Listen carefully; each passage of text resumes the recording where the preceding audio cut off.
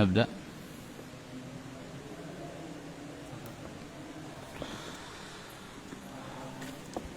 بسم الله الرحمن الرحيم. السلام عليكم ورحمة الله وبركاته. إن الحمد لله نحمده ونستعينه ونستغفره ونعوذ بالله من شرور أنفسنا ومن سيئات أعمالنا.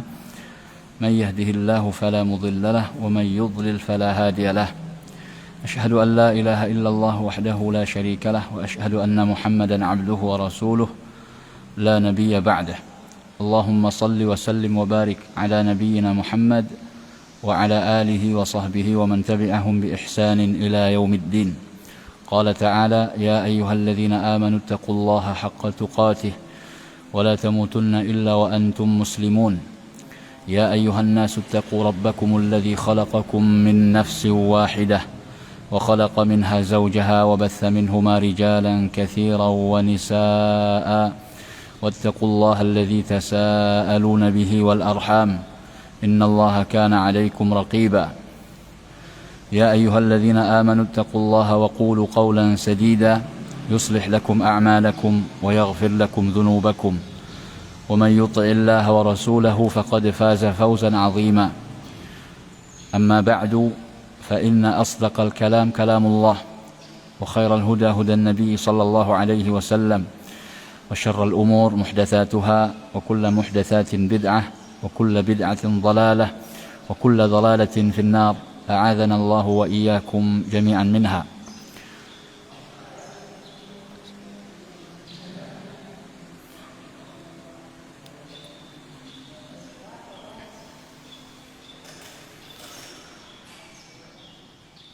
حياكم الله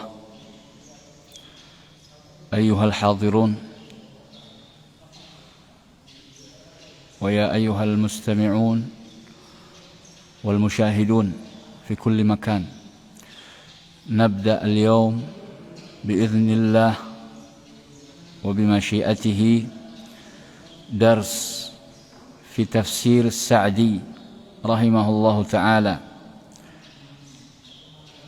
Hari ini tanggal 23 Agustus 2021, insyaallah kita akan mulai pembelajaran tafsir As-Sa'di sebagai materi penunjang untuk prodi I'dad Muhaffidzin di Pesantren Tahfidz An-Naba, Desa Suro, Banyumas, Jawa Tengah.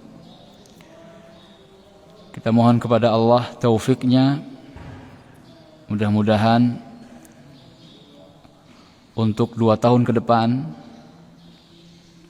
kita bisa menyelesaikan sebuah kitab tafsir yang sangat direkomendasikan oleh para ulama untuk dipelajari, khususnya bagi mubtadiin, para pemula, pembelajar Al-Quran, khususnya bidang tafsir. Kenapa kita memilih tafsir As-Sa'di sebagai kitab panduan kita di dalam materi atau kuliah tafsir?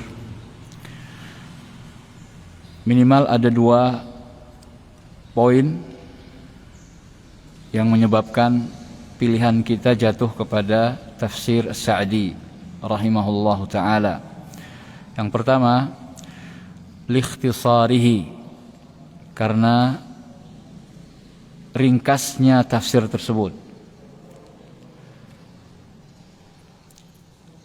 Di antara kitab-kitab tafsir yang ada, yang paling ringkas dan yang terbaik menurut penilaian beberapa ulama adalah tafsir As-Sa'di. Ringkas namun padat maknanya. Ringkas akan tetapi maknanya mencakup.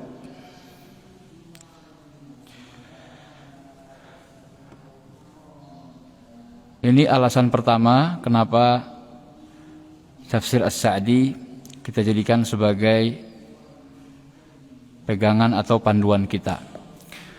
Kemudian yang kedua, karena li syakhsiyatihi. Kalau tadi li ikhtisarihi, fokus pada kitabnya.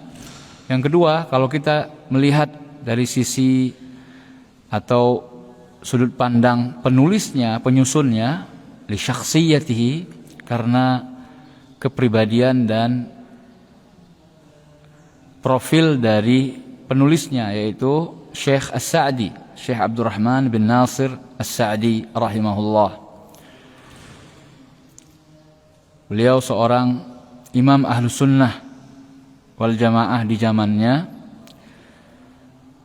Syekhus Syuyukh fi Saudiyah wa khasatan fil Qasim. Beliau Syekh As-Sa'di ini adalah syekhnya para syekh. Beliau adalah guru dari faqih hadzal asr. Syekh As-Sa'di adalah guru dari seorang ulama yang diberi gelar sekarang ini dengan orang yang paling faqih di zaman sekarang, tapi sudah meninggal. Dialah Syekh Muhammad bin Shalih Al-Utsaimin rahimahullah. Bisa dilihat dari karya fenomenalnya Asy-Syarhul Mumti', syarh kitab Zadul Mustaqni', sebuah kitab syarah fikih mazhab Hambali, ya, karena Saudi Arabia mazhabnya Hambali. Nah, orang seperti itu belajarnya sama Syekh Sa'di. Kalau muridnya disebut sebagai faqih hadzal asr, faqih hadhil ummah fi hadzal asr, bagaimana pula dengan gurunya? Dan itu bisa dilihat serta disaksikan dari karya-karya Syekh As-Sa'di. Salah satunya yang terbesar adalah tafsir Al-Quran yang beliau beliau beri nama Taisir Karimir Rahman. Taisir Karimir Rahman fi tafsir Kalamil Mannan, atau yang disingkat dengan tafsir As-Sa'di. Orang-orang menyebutnya tafsir As-Sa'di, dan itu biasa. Sebuah judul disingkat dengan cara dinisbatkan kepada penulisnya langsung.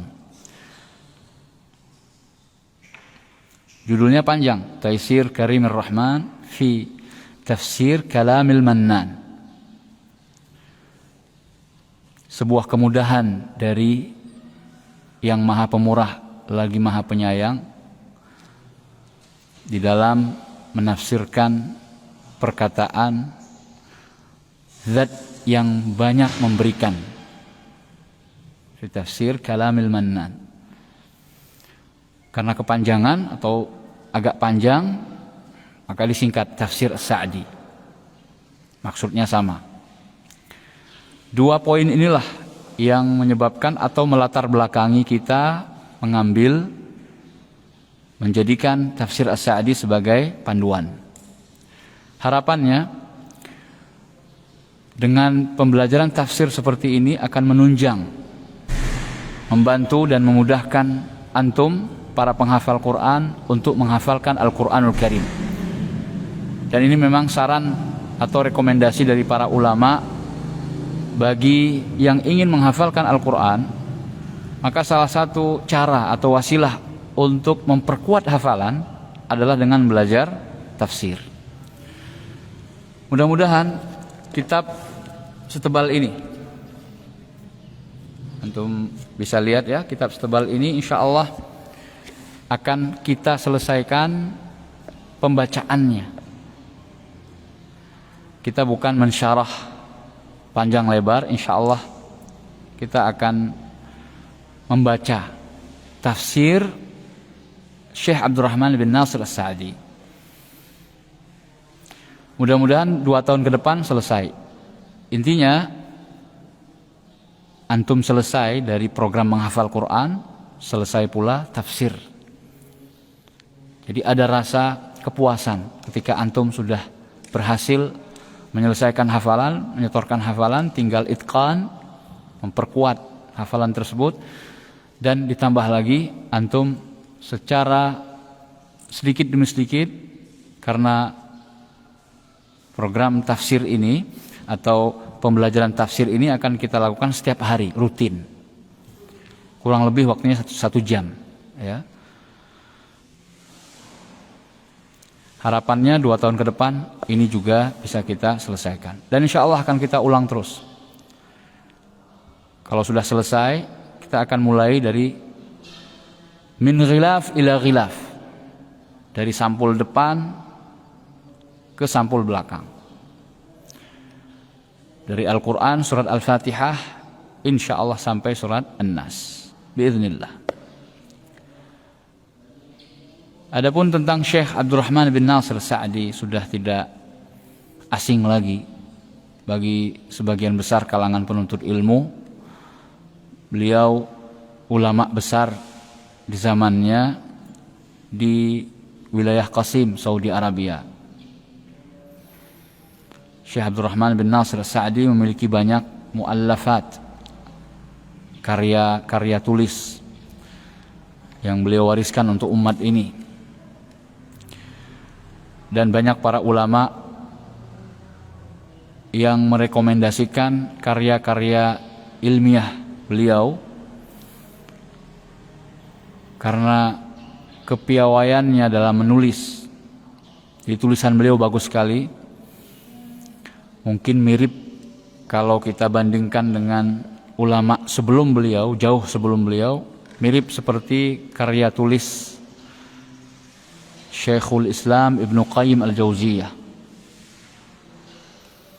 Syekh Sa'di itu kurang lebih tulisan-tulisan beliau, kedalaman kalimat-kalimat yang beliau susun, yang beliau rangkai, itu persis atau mirip seperti rangkaiannya perkataan Ibnu Qayyim Al-Jauziyah. Barang siapa yang, kata para ulama, barang siapa yang perhatian dan fokus mempelajari karya-karya ilmiahnya Ibnu Qayyim Al-Jauziyah, maka sungguh dia telah atau akan mendapatkan faidah yang banyak sekali. Itu di zaman setelah Ibnu Qayyim Al-Jauziyah. Nah, sekarang di zaman sekarang ini, barang siapa yang fokus atau perhatian besar terhadap karya-karya ilmiahnya seperti atau semisal Syekh As-Sa'di, insyaallah juga akan mendapatkan faidah yang tidak kalah banyak. Baik, ikhwati fillah, a'azzani wa a'azzakumullah, kita langsung mulai. Targetnya setiap hari itu minimal 1 sampai 1,5 halaman. Sudah saya hitung, insya Allah dalam waktu 2 tahun ke depan, kalau setiap hari dari Senin sampai Sabtu kita baca tafsir ini, insya Allah 2 tahun mendatang kita akan selesai. Nasta'in billah, dengan mengharapkan pertolongan kepada Allah. Nabda fi qiraati tafsir suratil Fatihah. Kita akan mulai membaca tafsir surat Al-Fatihah. A'udzu billahi minasy syaithanir rajim. Bismillahirrahmanirrahim. Alhamdulillahi rabbil alamin. Ar-Rahmanir Rahim. مالك يوم الدين إياك نعبد وإياك نستعين اهدنا الصراط المستقيم صراط الذين أنعمت عليهم غير المغضوب عليهم ولا الضالين.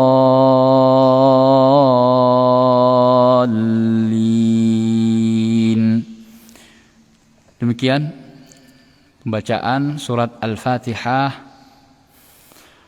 berdasarkan riwayat Imam Hafs an Asim rahimahumallahu ta'ala. Qala al-musannif rahimahullah, penulis Syekh As-Sa'di berkata, Bismillah,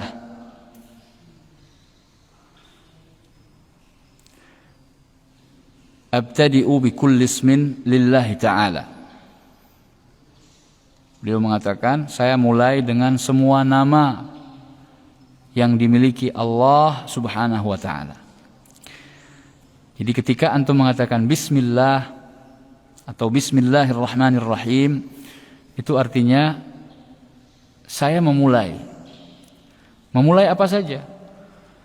Ketika antum ingin memulai membaca, berarti di sana ada makna saya memulai membaca dengan menyebut semua nama Allah. Semua nama yang dimiliki oleh Allah. Lianna lafza ismin mufradun mudhaf, karena lafaz isim adalah lafaz yang mufrad, tunggal, mudhaf, dan disandarkan kepada kata yang lain. Bismillah faya'ummu jami'al asma'il husna, maka mencakup seluruh nama-nama yang baik yang dimiliki oleh Allah.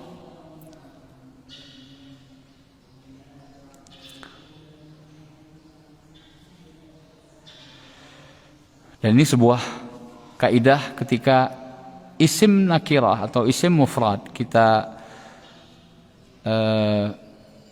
gunakan untuk menyebut sesuatu, kemudian disandarkan kepada salah satu nama dari zat yang memiliki nama yang banyak, maka maksudnya bukan hanya mengkhususkan nama Allah saja, nama lafaz Allah saja, tapi semua nama yang lain dari nama-nama Asmaul Husna juga masuk ke dalam Bismillah.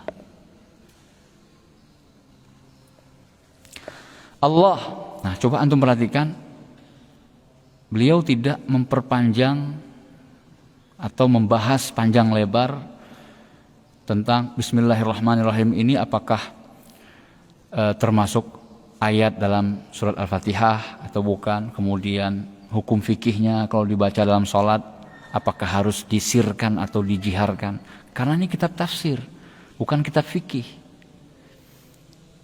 Disinilah letak kenapa tafsir ini recommended, sangat direkomendasikan, karena memang fokus di bidang tafsir.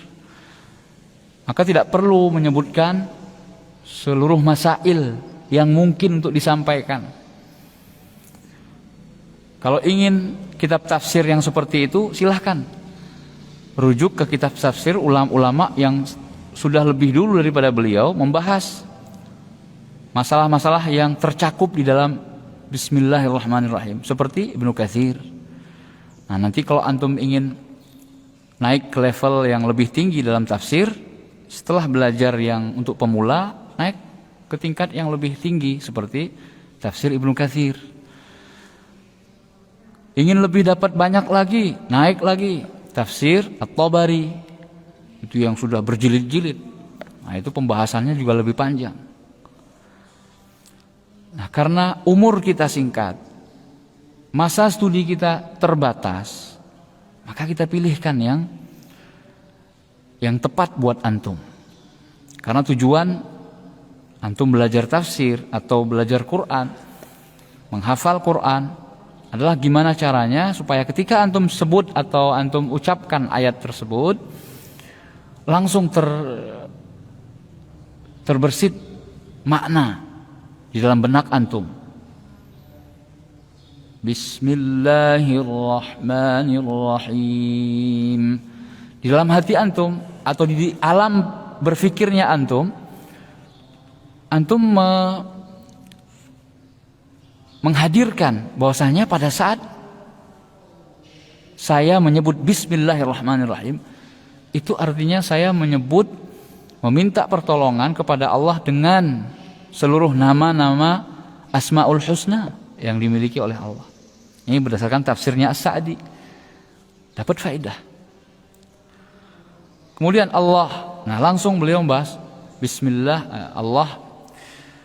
Lafaz Allah huwal ma'luhul ma'bud. Dialah yang diilahkan dan diibadahi. Al-mustahiqqu li ifradihi bil ibadah. Yang berhak untuk diesakan di dalam peribadatan.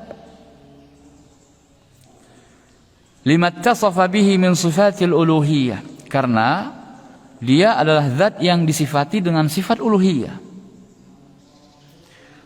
Wa hiya sifatul kamal, dan itu adalah sifat yang sempurna. Keilahiyahan Allah adalah sesuatu yang sempurna. Uluhiyah Allah subhanahu wa ta'ala, bahwasanya dialah zat yang satu-satunya berhak untuk disembah, untuk diibadahi, yang lainnya tidak berhak. Maka itu sempurna. Kalau ada sesuatu yang lain selain Allah diilahkan, diibadahi juga, berarti Allah nggak sempurna. Inilah maka kenapa la ilaha illallah diperjuangkan mati-matian oleh para rasul. Sejak Nabi Nuh sampai dengan Nabi kita Muhammad sallallahu alaihi wasallam. Karena pada saat kaum atau sebuah kaum melakukan kesyirikan, yaitu menjadikan sesuatu selain Allah sebagai ilah. Ini artinya ada hak Allah yang seharusnya sempurna milik Allah, kemudian dibagi kepada selainnya.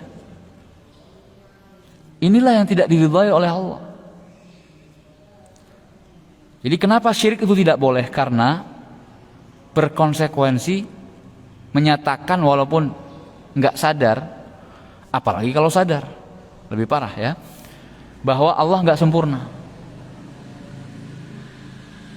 Ya, menjadikan sesuatu selain Allah sebagai ilah, sebagai sesuatu yang diharapkan, sebagai sesuatu yang ditakutkan, takut kualat, maka kemudian menyembah dengan bentuk memberikan sesaji, memberikan sesuatu yang kita harapkan agar terhindar dari kemurkaan sesuatu tersebut.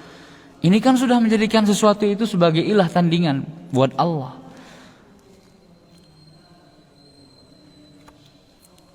Jadi seakan-akan ada selain Allah yang bisa memberikan manfaat tanpa izinnya. Seakan-akan ada di sana selain Allah yang bisa memberikan mudarat tanpa seizinnya. Semuanya akan mengatakan, tentu dengan izinnya dong Ustadz. Itu kan hanya perantara. Kami memberikan sesaji ini penghormatan kepada para wali yang telah berjasa. Maka kami titip doa yang kami tujukan kepada Allah, karena kami yakin Allah lah yang mengabulkannya. Tapi supaya lebih cepat terkabul, kami pakai perantara lewat para wali yang sudah meninggal.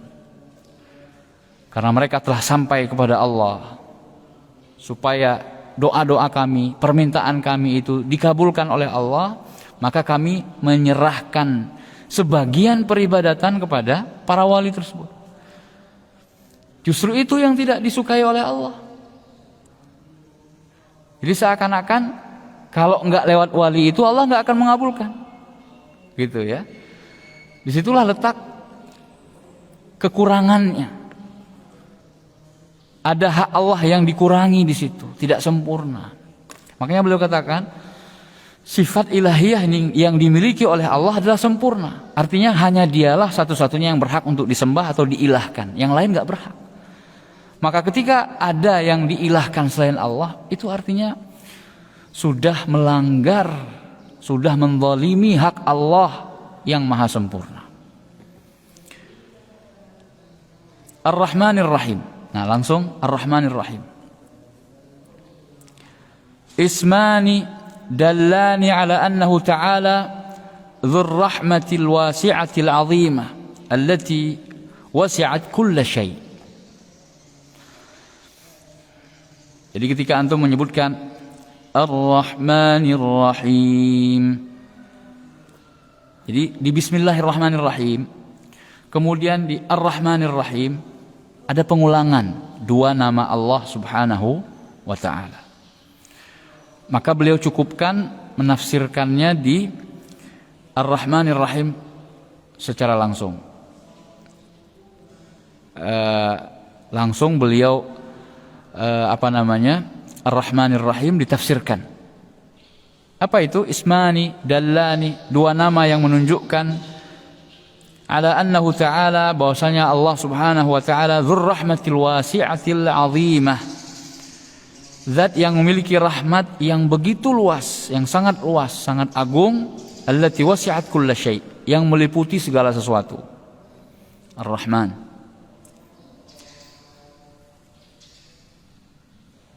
Jadi ada rahmat Allah yang tidak membedakan apakah dia mukmin atau kafir, apakah dia saleh atau taleh,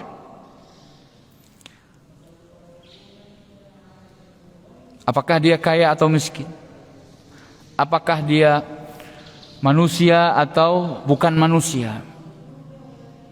Allah merahmati. Ini yang dikandung atau terkandung dalam nama Ar-Rahman, dzur rahmatil wasi'ah al-'azimah. Wa 'ammat kulla hayy, dan meliputi segala sesuatu yang hidup. Wa katabaha lil muttaqin al-muttabi'in li anbiya'ihi wa rusulihi. Dan Ar-Rahim adalah sifat rahmat yang Allah tetapkan untuk orang-orang yang bertakwa, yang mengikuti para nabi dan rasul. Jadi Ar-Rahman itu umum, sifat rahmat yang mengandung sifat rahmat Allah yang umum.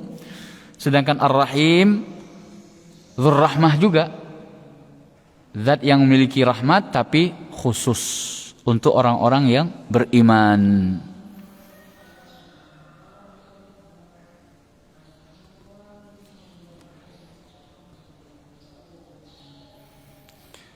Dan ini khusus nanti terlihat di hari kiamat, di hari pembalasan. Nama Ar-Rahim lebih terlihat lagi, karena Allah tidak merahmati sama sekali nanti di hari kiamat orang-orang yang kafir, yang masuk neraka kekal selama-lamanya di dalamnya. Tidak ada rahmat Allah sama sekali. Karena rahmat Allah pada saat itu dikhususkan untuk orang-orang yang beriman. Tapi selama di dunia, Allah masih merahmati mereka, yaitu rahmat yang bersifat umum. Rahmat yang tidak berkonsekuensi kepada kecintaan. Kita kasihan sama seseorang, tapi tidak berarti kita mencintai orang tersebut. Ya, ini di kita sebagai makhluk itu bisa dipahami. Lalu bagaimana lagi dengan Allah Subhanahu wa ta'ala? Jadi ada rahmat yang sifatnya luas, sifatnya umum, berlaku untuk siapa saja tanpa memandang dan tanpa melihat apakah Allah mencintai dia atau tidak. Seperti rahmat Allah terhadap orang-orang kafir, dihindarkan dari sebuah kecelakaan misalnya. Ya, dihindarkan dari sebuah kecelakaan. Kan ada perasaan orang, alhamdulillah saya dihindarkan dari kecelakaan. Baik yang beriman maupun yang tidak beriman. Yang tidak beriman atau orang kafir bersyukur. Dia bersyukur kepada, dia sebutkan Tuhannya ya, yang telah menyelamatkannya. Ketahuilah bahwa yang menyelamatkan itu adalah Allah Subhanahu wa ta'ala atas perintah dan izinnya. Karena di sana ada rahmat Allah di dunia. Maka orang kafir pun dari pengaruh rahmat Allah Subhanahu wa taala kepada orang kafir sekalipun, maka Allah izinkan dan Allah terus beri dia rezeki. Jadi pemberian rezeki kepada seluruh makhluk itu karena rahmat Allah. Karena Allah memiliki sifat rahmat yang diberi nama dari nama Allah Ar-Rahman. Jadi Ar-Rahman Ar-Rahim bedanya apa? Umum dan khusus. Kemudian rahmat di Ar-Rahman itu lebih luas, mencakup segala sesuatu. Sedangkan Ar-Rahim rahmatnya dikhususkan untuk orang-orang yang beriman. Fahaula'i lahumur rahmatul mutlaqah. Maka orang-orang inilah, yaitu orang-orang yang beriman kepada Nabi dan Rasul, itulah mereka yang mendapatkan rahmat secara mutlak. Artinya rahmat umum dan khusus didapatkan oleh orang-orang yang beriman. Wa man adahum falahu nasibun minha. Adapun selain mereka, selain orang-orang yang beriman, maka mereka mendapatkan bagian dari rahmat tersebut, yaitu rahmat yang sifatnya luas dan umum tadi.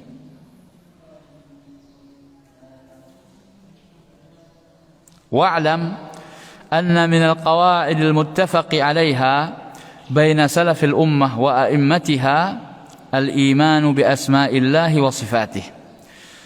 Dan ketahuilah, kata beliau penulis, bahwasanya di antara kaidah yang telah disepakati di antara para pendahulu dari umat ini dan imam-imamnya, imam-imam Ahlus Sunnah wal Jamaah, imam-imam para salaf, baik dari kalangan sahabat Nabi, tabi'in maupun tabi'ut tabi'in, adalah al-imanu bi asma'illahi wa sifatih, beriman kepada nama-nama dan sifat-sifat yang dimiliki oleh Allah Subhanahu wa taala.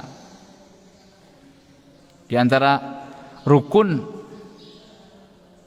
beriman kepada Allah, di antara unsur rukun beriman kepada Allah itu adalah mengimani nama dan sifat bagi Allah.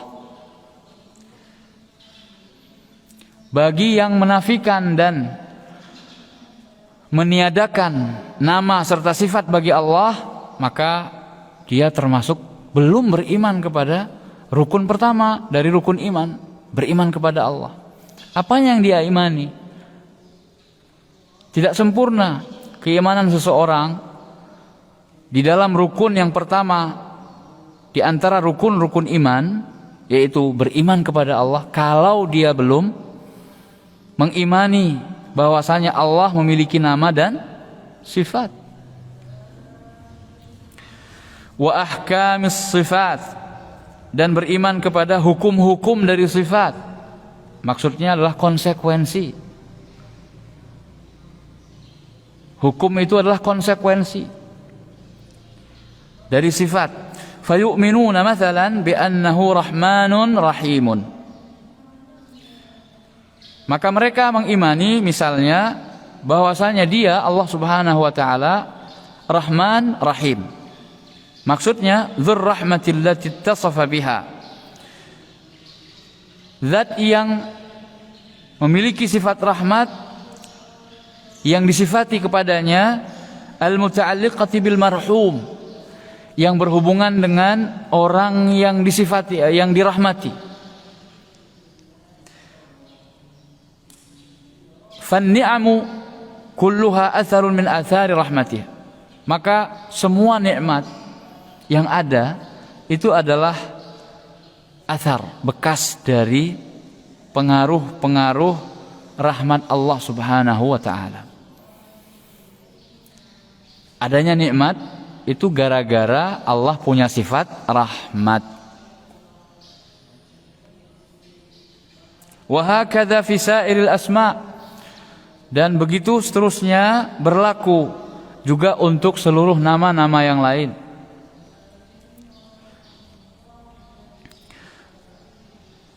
Jadi maha sempurna untuk setiap nama yang dimiliki oleh Allah dan sifat yang Allah miliki. Yuqalu fil alim. Maka begitu pula dikatakan dalam nama Allah Al-Alim. Di antara nama Allah adalah Al-Alim, zat yang maha mengetahui. Innahu alimun dzu ilmin. Maka dikatakan, harus dinyatakan bahwa Allah itu adalah bernama Alim dzu ilmin, dan memiliki sifat ilmu. Karena ada di antara kaum muslimin yang berpemahaman Allah itu nggak punya sifat. Alasan mereka, kalau Allah disifati, maka biasanya yang punya sifat itu adalah makhluk. Maka nggak pantas kalau Allah disifati juga, karena nanti akan bertasyabuh atau akan serupa dengan makhluk. Makhluk disifati, masa Allah disifati juga? Berarti menyamakan dong antara Allah dengan makhluk. Ini pemikiran mereka yang menyimpang, keliru. Tidak berarti ketika misalnya sama-sama sesuatu itu bisa disifati, maka konsekuensinya kita sedang menyamakan antara dua hal tersebut. Tidak.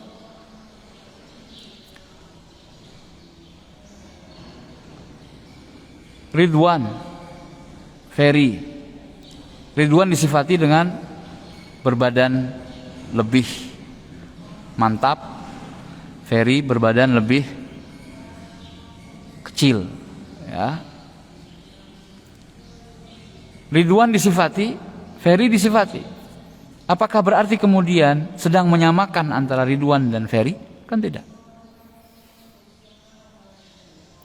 Ini yang sejenis, ya, makhluk yang sejenis.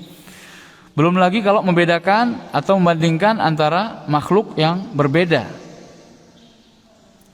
Lalu bagaimana pula kalau urusannya adalah ketika membandingkan antara makhluk dengan Khalik? Tentu jauh sekali. Sama sekali tidak berarti menyamakan Allah dengan makhluknya ketika Allah itu disifati. Karena Allah sendiri yang mensifati dirinya. Kenapa kita mencegah diri kita untuk tidak mensifati Allah?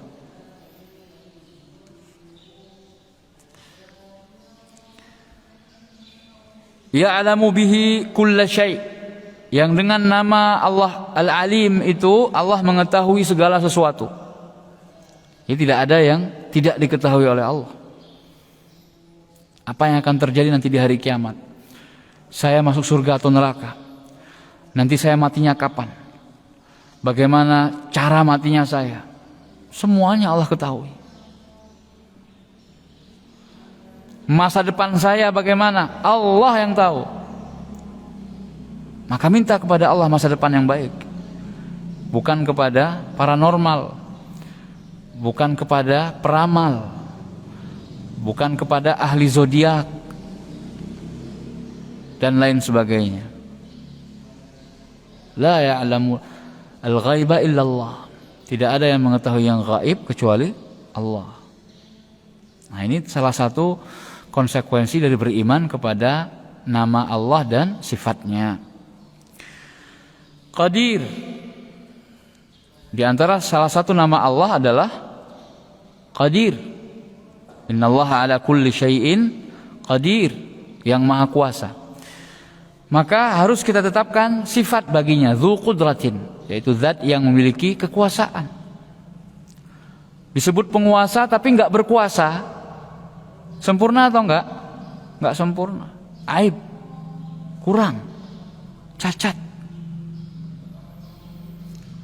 Namanya penguasa tetapi secara kenyataan tidak berkuasa. Ya sama saja. Sama saja bohong. Maka ini adalah konsekuensi yang harus ditetapkan. Ketika Allah menyebut dirinya sebagai Qadir, berarti dia punya sifat dzu qudrah, yaitu memiliki kekuasaan.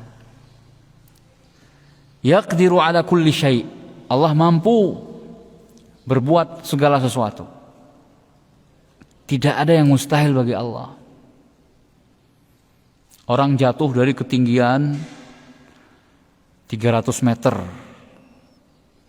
kepleset di atas gedung pencakar langit, jatuh.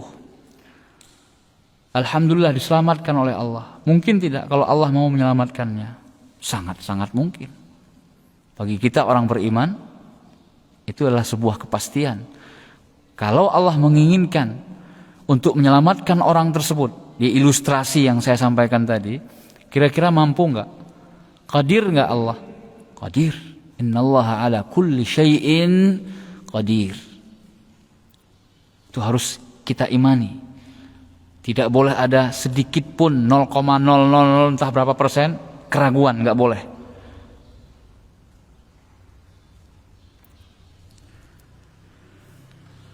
Alhamdulillah. Langsung beliau masuk ke Alhamdulillahi Rabbil Alamin. Alhamdulillah huwa tsana'u 'ala Allah bisifatil kamal.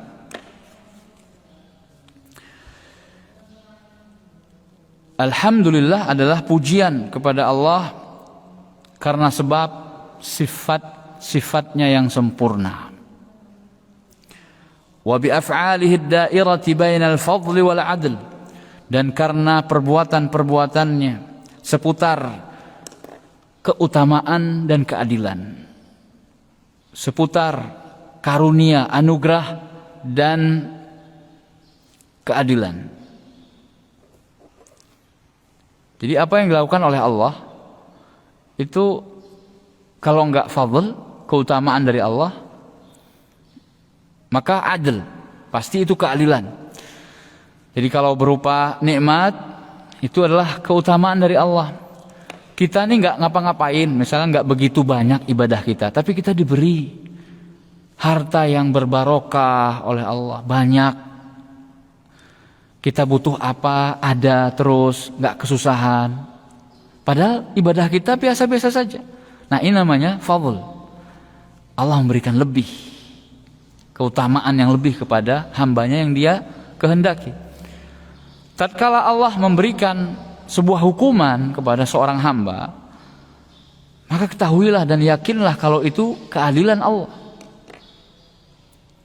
Allah pasti adil di dalam menghakimi atau mengadili saya, memberikan hukuman yang pantas buat saya. Itu harus diyakini. Tidak boleh kita berburuk sangka kepada Allah. Kok salah saya sebesar apa ya sampai-sampai hukumannya seberat ini? Jadi mempertanyakan seakan-akan hukuman yang Allah berikan kepada kita, kita merasa dihukum dengan sesuatu yang lebih daripada kesalahan yang kita buat. Lah, sekali-kali tidak. Justru itu menunjukkan keadilan Allah. Allah itu maha adil. Alhamdulillah. Makanya alhamdulillah fi kulli syai' wa ala kulli hal.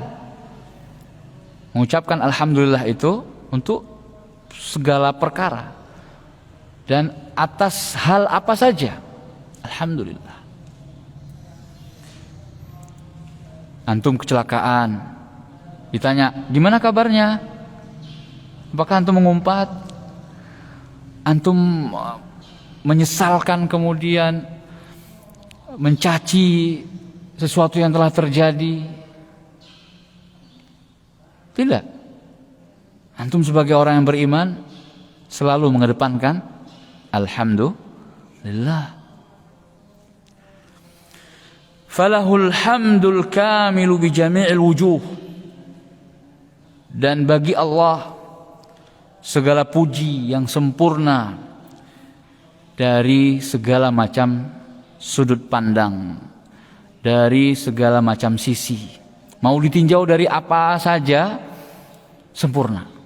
Pujian kepada Allah itu sempurna.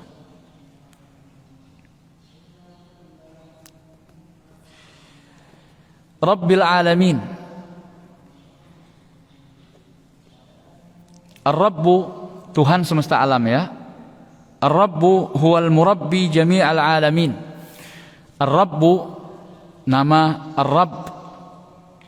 Allah sebagai Ar-Rabb itu artinya al-murabbi, yang mentarbiyah. yang mengelola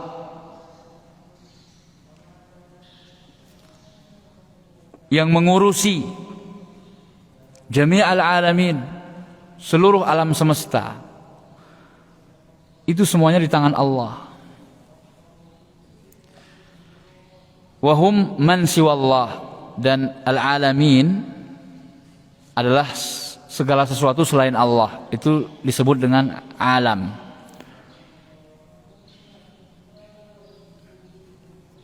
Baik alam ulwi, sufli, alam yang tinggi, alam yang rendah, alam yang atas, alam bawah, alam apapun selain Allah, semuanya al-alamin. Semuanya masuk ke dalam kata al-alamin, semesta alam.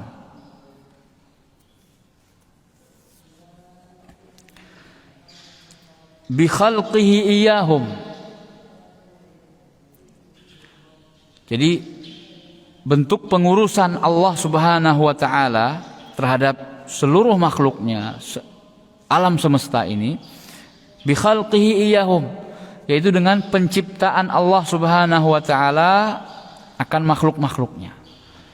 Karena Allah telah menciptakan semua makhluk, wa i'dadihi lahum al-alat, dan Allah mempersiapkan bagi mereka alat-alat. Jadi ketika menciptakan Nabi Adam, Allah mempersiapkan bumi sebagai tempat tinggalnya Adam nanti bersama anak-anaknya Bani Adam.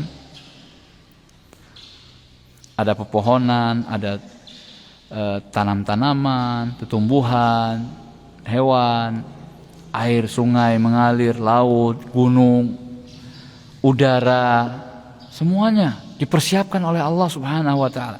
Dan saat-saat sekarang ini ketika wabah Covid atau pandemi ini sedang kita rasakan dan kita hadapi, ada hikmahnya, diantaranya adalah sekarang kita baru seakan-akan sadar betapa mahalnya yang namanya udara, oksigen. Apalagi ketika orang berbaris antrian untuk mendapatkan tabung oksigen gara-gara kehabisan stok oksigen di rumah-rumah sakit. Subhanallah.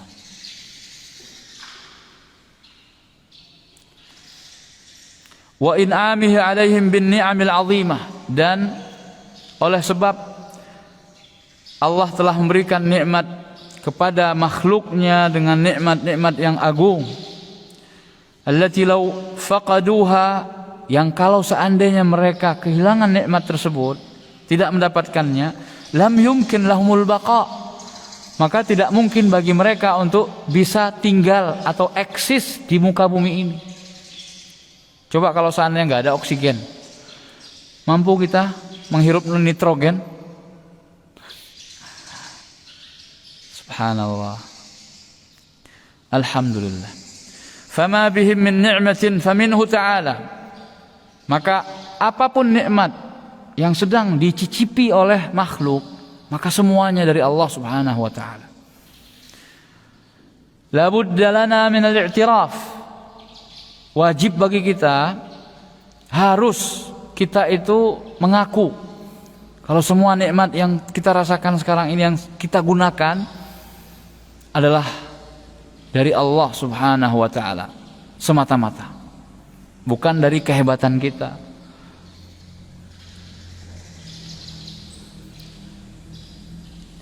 Wa tarbiyatuhu ta'ala li khalqihi naw'an, dan Allah mengurus makhluk-makhluknya ini ada dua jenis naw'an, ada dua jenis pengurusan, ada dua jenis tarbiyah, ammatun wa khassatun. Ada tarbiyah yang umum, ada tarbiyah yang khusus. Fal ammatu, tarbiyah yang umum, hiya khalquhu lil makhluqin wa rizquhum wa hidayatuhum lima fihi masalihuhum allati fiha baqa'uhum fid dunya. Bentuk pengurusan Allah Subhanahu wa taala terhadap makhluk-makhluknya yang bersifat umum itu adalah penciptaan Allah Subhanahu wa taala terhadap makhluk-makhluknya dan pemberian rizki kepada mereka, serta menunjuki mereka untuk kemaslahatan hidup mereka di dunia, supaya mereka bisa eksis di dunia. Makanya orang kafir pun ditunjuki oleh Allah supaya bisa eksis di muka bumi. Siapa yang memberitahu orang-orang kafir itu untuk mengebor, melakukan eksplorasi di lautan untuk dapat minyak, atau di gunung-gunung untuk mendapatkan air panas atau sumber panas bumi yang itu bisa menjadi sumber energi? Siapa yang beri petunjuk kepada penemu-penemu tingkat dunia, penemu listrik pertama, penemu pesawat, penemu ini, penemu itu? Allah. Padahal mereka kafir misalnya, ya. Iya, karena di situ tarbiyahnya sifatnya umum. Maka siapapun itu diurus oleh Allah. Diberi pertama diciptakan, kemudian diberi nikmat, diberi rezeki, kemudian diberi petunjuk. Petunjuk apa? Petunjuk supaya dia bisa eksis hidup di dunia. Allati fiha baqa'uhum fid dunya. Wal khassatu, adapun tarbiyah yang khusus, tarbiyatuhu li auliyaih, yaitu tarbiyahnya Allah, pengurusan Allah terhadap wali-walinya. Siapa wali-wali Allah? Alladzina amanu wa kanu yattaqun. Mereka adalah orang-orang yang beriman kepada Allah dan Rasulnya dan bertakwa, yaitu mengamalkan konsekuensi keimanan tadi. Jadi wali Allah itu yang disebut sebagai wali Allah, sebenarnya semua orang yang beriman dan beramal soleh, itu semuanya wali. Kita kalau beriman kepada Allah dan beramal soleh, maka kita adalah wali Allah. Cuma tingkat kewalian masing-masing kita berbeda-beda, bertingkat-tingkat. Tergantung tingkat keimanan dan amal soleh yang kita kerjakan. Semakin tinggi iman kita, semakin besar iman kita, dan semakin banyak amal soleh kita, insya Allah tingkat kewalian kita di sisi Allah semakin tinggi. Fayurabbihim bil iman, maka Allah subhanahu wa ta'ala mentarbiyah mereka, para wali Allah itu, dengan keimanan. Jadi Allah berikan di dalam dada-dada mereka hidayah iman. Wa yuwaffiquhum lah, dan Allah memberikan taufik untuk mengimani Allah subhanahu wa ta'ala, untuk menambah keimanan. Ini ciri-ciri orang yang beriman dan mendapatkan tarbiyah yang khusus dari Allah subhanahu wa ta'ala. Imannya semakin bertambah.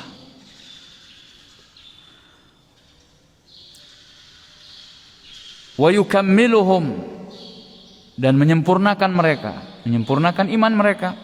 Wa yadfa'u anhumus sawarif, dan Allah mencegah penghalang-penghalang yang menghalangi atau penghambat yang menghambat wali-wali Allah itu untuk menambah keimanan mereka kepada Allah.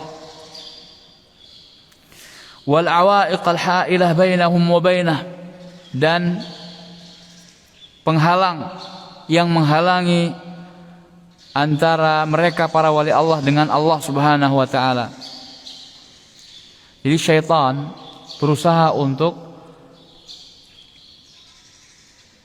menutup atau memutuskan hubungan antara seorang hamba dengan Allah subhanahu wa ta'ala. Berusaha menjauhkan.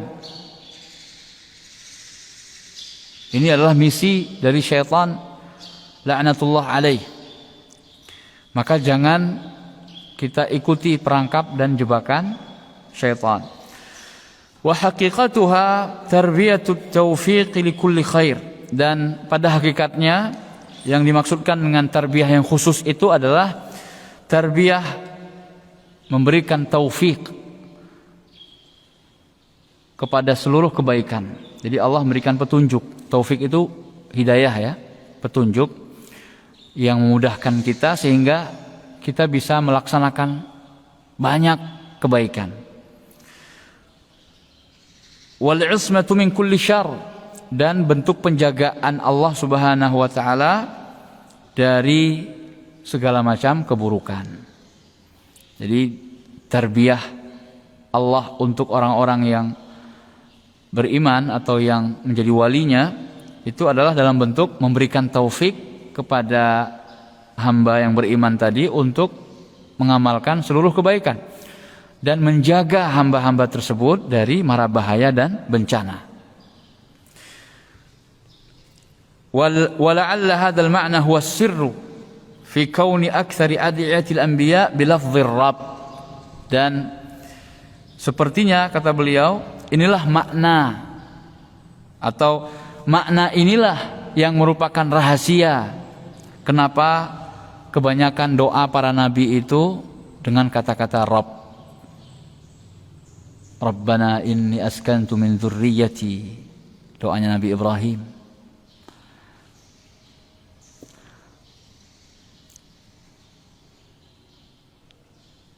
Wa qala Nuhur Rabbi la tadhar 'ala al-ardi la tadhar 'ala al-ardi minal kafirin dayyara.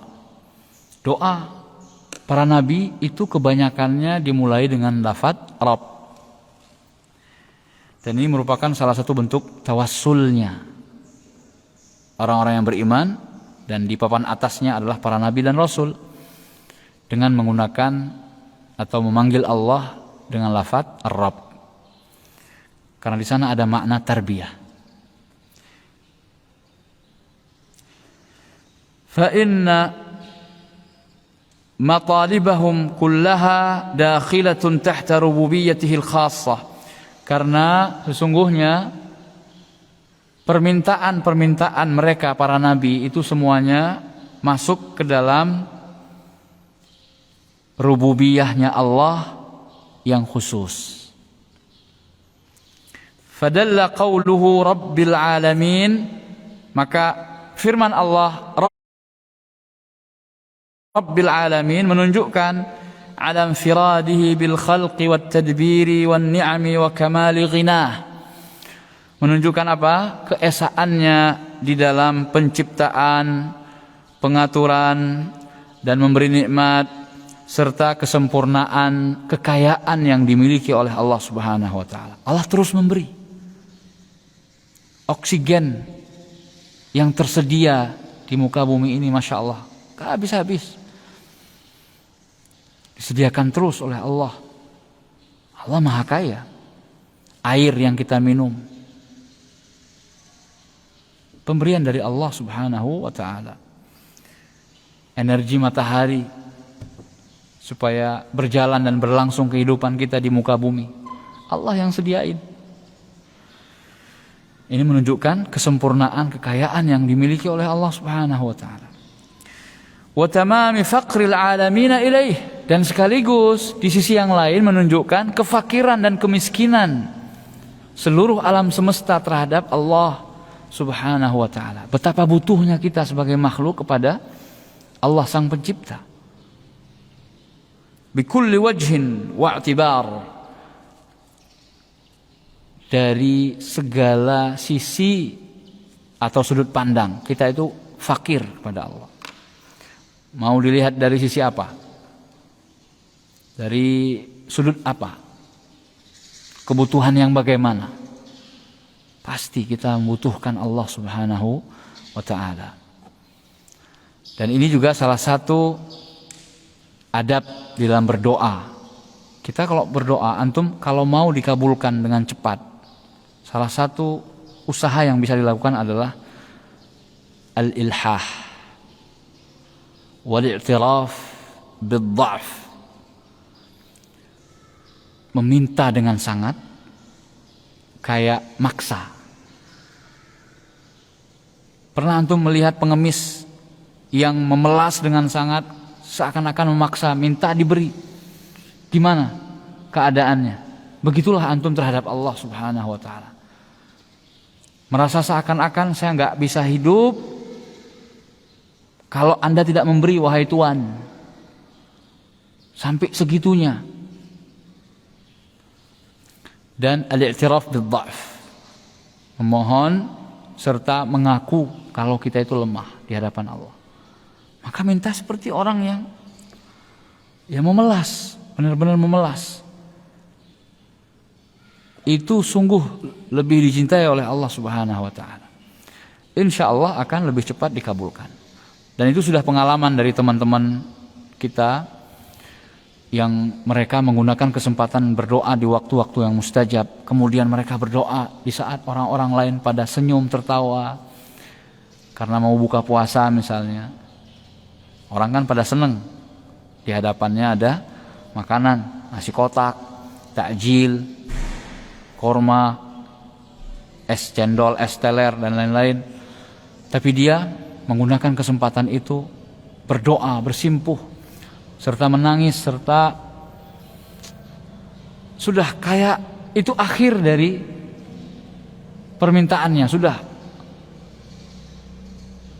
kalau orang mau meninggal ada permintaan terakhir. Gimana? Pasti minta sesuatu yang paling dia inginkan.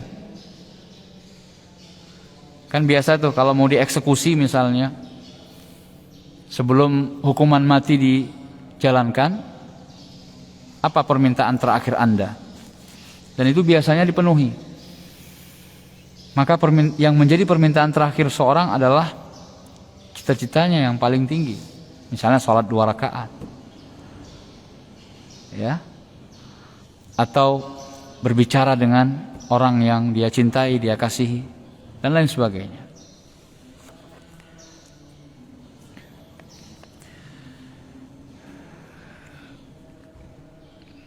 Tadi kita mulai 8:30, sekarang sudah 8:30, 1 jam kurang lebih. Namun ternyata ini baru baca saja. Surat Al-Fatihah belum selesai nih. Tapi tidak mengapa, kita terbatas dengan waktu karena setelah ini antum ada halaqah. Dan inilah yang membedakan program studi i'dad muhafizin dengan i'dad du'at di pesantren kita. Kalau i'dad du'at, halaqahnya cuma 2 kali yang wajib, yaitu ba'da subuh dan ba'da asar. Sedangkan antum di prodi i'dad muhafizin 4 kali wajib. Ba'da subuh, duha seperti ini, kemudian ba'da asr dan ba'da isya. Kecuali kalau antum ada pelajaran nahu di setiap Senin malam dan Kamis malam, kalau sudah mulai nanti, maka yang ba'da isya, halaqah ba'da isya dipercepat ba'da maghrib. Hadza wallahu a'lam. Wa akhiru da'wana anil hamdulillahi rabbil alamin. Nusalli wa nusallim ala nabiyyina al-habib Muhammadin sallallahu alaihi wasallam. Kita tutup dengan doa kafaratul majlis. Subhanakallahumma wa bihamdik asyhadu an la ilaha illa ant astaghfiruka wa atubu ilaik. Assalamualaikum warahmatullahi wabarakatuh.